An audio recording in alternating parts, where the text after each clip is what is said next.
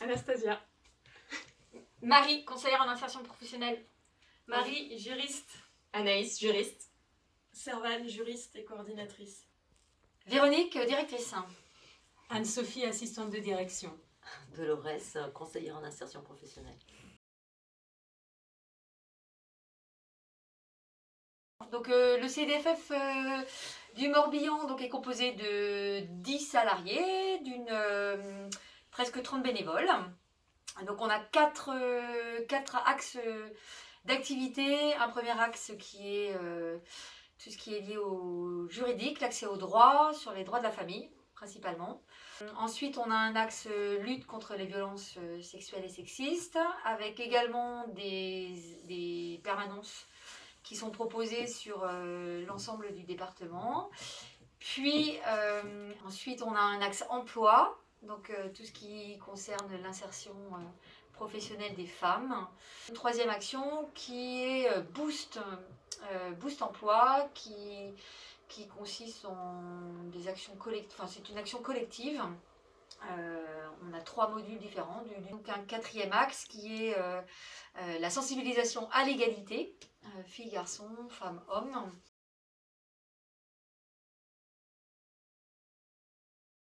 Alors moi du coup je vais répondre assez simplement, pouvoir apporter ma pierre à l'édifice dans la lutte contre les violences faites aux femmes, qui est une cause qui me tient depuis très longtemps à cœur. Je pense qu'on la rejoint un peu Tout, toutes. alors, tout pareil. Être utile, en fait, être utile à la société à ma façon, participer, mais plus globalement aussi sur la place des femmes dans la société. Moi, je rajouterais la question de l'égalité avec comprendre le fonctionnement de notre société et pouvoir apporter une réflexion aussi sur cette question-là.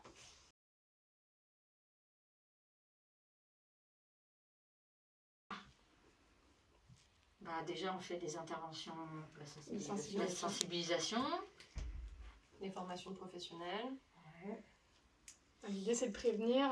On a quand même toute une démarche de prévention qui est là grâce à la sensibilisation, la formation, l'accompagnement des professionnels. Et ensuite, il va y avoir plutôt une partie, je pense à l'emploi, avec l'accompagnement des femmes vers aussi tout ce qui est diversification des choix professionnels, amener à... Et après, je pense que c'est d'apporter plus globalement des clés de compréhension, justement, de comment on fonctionne aujourd'hui, comment fonctionne la société, comment ont été construits les stéréotypes et comment on peut les déconstruire.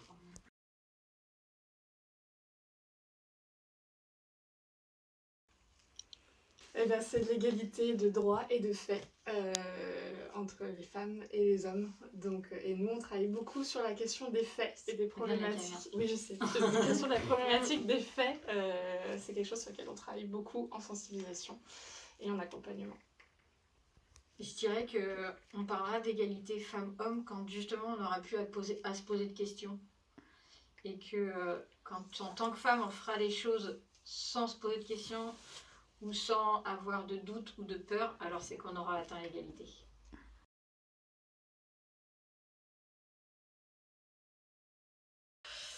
Beaucoup de représentations. Moi, en anecdote, je donne souvent celle-là quand j'interviens sur les couleurs, le code couleur sur les filles et garçons avec...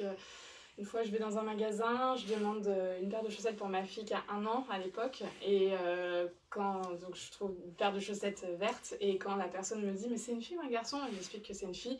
Elle me prend les chaussettes et elle me dit oh, « ça va pas le faire ». Et elle part avec les chaussettes vertes pour me donner des roses. Voilà. J'étais à une réunion avec des partenaires il y a 2 semaines. J'ai proposé une idée. Elle a été plus ou moins entendue. Et 2 personnes plus tard, un homme a repris exactement la même idée. Et tout le monde a approuvé. Et là, je me suis dit, encore, ça existe encore. Et je me suis dit, mais c'est ce que je viens de dire.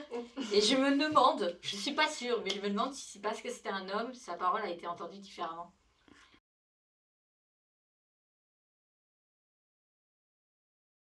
Moi, j'ai une crainte. J'ai peur parce qu'on voit beaucoup la parole qui se libère. Les femmes qui parlent de plus en plus, on parle de la peur de changer de camp, nanana. J'ai extrêmement peur que cette libération de la parole, elle se banalise et que la société ne s'en empare pas. Et que les hommes, en l'occurrence, ils deviennent habitués à entendre ces histoires et que finalement, on n'en fasse rien. Oui, et que du coup, ça laisse les femmes dans une démarche de victimisation constante sans prendre en compte que c'est une parole réelle et qu'il faut agir, actrice, en fait. Il faut agir pour qu'il n'y ait plus ce genre de témoignages. mais que du coup, bah, c'est normal en fait. J'ai extrêmement peur de Peur de ça. la La normalisation pardon. du sexisme et des violences sexuelles, quoi.